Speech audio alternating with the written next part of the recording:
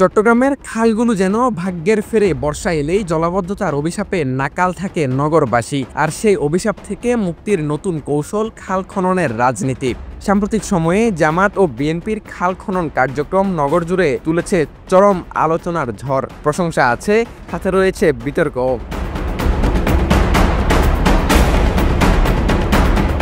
চট্টগ্রামের বাকুলিয়া এলাকায় বিরজা খাল পরিষ্কারের নামে জামাত ইসলামের উদ্যোগে খরচ ধরা হয়েছে প্রায় 1 কোটি টাকা। চট্টগ্রাম সিটি কর্পোরেশনের অনুমোদনে 19 এপ্রিল খাল খননের উদ্বোধন করেন মেয়র ডাক্তার শাহাদাত হোসেন নিজেই।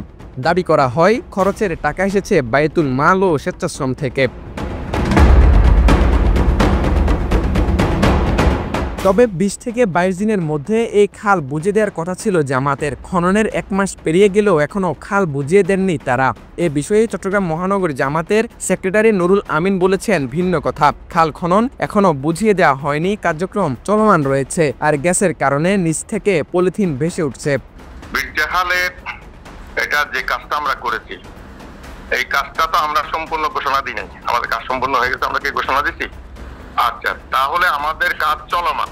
বৃষ্টি হওয়ার কারণে বিভিন্ন জায়গা থেকে ময়লা আবার খালে আসছে, যেগুলো আমরা পরিষ্কার করছি। আর কিছু পলিথিনের ময়লা গ্যাস হওয়ার পরে এই পলিথিন গুলো আবার বেশি ওঠে, এইভাবে কিছু ময়লা আবার বেশি উঠছে।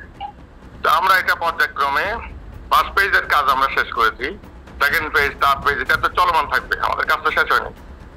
এবং এইবারে আমাদের যে বর্ষাকাল এসে গেছে, ওটা আমাদের বর্ষা পর্যন্ত আমাদের প্রাথমিক একটা ফেজের কাজ, একটা পর্যায়ের কাজ মোটামুটি আমাদের হয়তো সমাপ্ত করতে হবে, কিন্তু 2য় পর্যায়ের কাজ বর্ষা শেষ হলে আমরা আবার শুরু করব। এদিকে খাল পরিষ্কারে আবারও কাজ শুরু করেছে চসিকের স্পেশাল টিম। তাদের মতে 1 কোটি টাকা নয়, এই কাজ মাত্র 50 লাখের মধ্যেই সম্ভব, এমনটাও মন্তব্য করেছেন চট্টগ্রাম সিটি কর্পোরেশনের মেয়র ডাক্তার শাহাদাত হোসেন।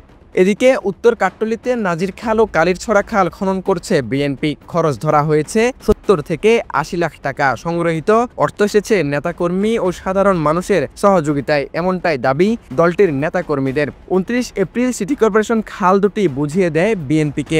স্থানীয়রা জানায়, খাল পরিষ্কার কাজ হয়েছে পরিকল্পনা অনুযায়ী। এ সকল বিষয়ে চসিকের প্রধান পরিচ্ছন্ন কর্মকর্তা এআইইউ চৌধুরী বলেন, জামাত কাজ করেছে, কিন্তু খালে ময়লা আবারও জমে গিয়েছে।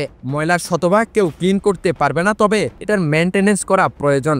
জামাত কিন্তু এখন আমাদেরকে এই খাল বুঝিয়ে দেয়নি। তবে বিএনপির খাল খননের বিষয়ে জানতে চাইলে তিনি আরো বলেন, তারা আমাদেরকে খাল বুঝিয়ে দিয়েছেন, সেখানে আমরা পরিদর্শন করে খালগুলো পরিষ্কার হিসেবে পেয়েছি। এটা অলরেডি আমি নাজির খাল আমি নিজে করছি, ওগুলো ছবি টবিও নিয়েছি, চাইলে নিতে পারেন, আপনারাও দেখতে পারেন। ওখানে বেটার না, ওটা অলরেডি আমাকে বুঝাই দিচ্ছে। ওইটা যখন বুঝাই দিচ্ছে, আরেকটা জিনিস কি, জিনিসটা যেমন ময়লা আসছে, ময়লা আসার জন্য আপনি না আসার জন্য কিছু ব্যারিয়ার দিতে হবে। যেমন আমি ওদেরকে দিয়ে ওখানে কয়েক জায়গায় নেট দেওয়া আছে, যেন ময়লা ফ্লোট না করে। কাজগুলা জামাত করে না, জামাত কিন্তু কাজ করছে, বাট ময়লাগুলো জমে গেছে। তারা যে ভেলা দিয়ে কাজ করছে, ওই ভেলাগুলো ওরা খালের মধ্যে ফেলাই দিয়ে চলে গেছে। 2টা ভেলা, বড় বড় কলা গাছের ভেলা, তো আপনার পানি কিভাবে যাবে?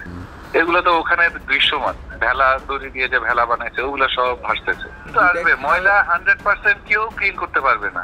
চট্টগ্রামে টানা বৃষ্টির পরও জলাবদ্ধতা না হওয়ার একটি গুঞ্জন উঠেছিল নগর জুড়ে। তবে বেশ কিছু এলাকা এখনও প্লাবিত হওয়ার খবর পাওয়া গিয়েছে। এ সকল খাল খননের রাজনীতি বিতর্কিত হলেও বাস্তবতায় রেখেছে প্রভাব। তবে প্রশ্ন রয়ে যায়, এই উদ্যোগগুলো কি টিকবে রাজনৈতিক আগ্রহ থাকলে, নাকি একা একা নগরবাসী আবার ভুগবে খালের কাদায়? আহমেদ শারজিল, বাংলাধারা, চট্টগ্রাম।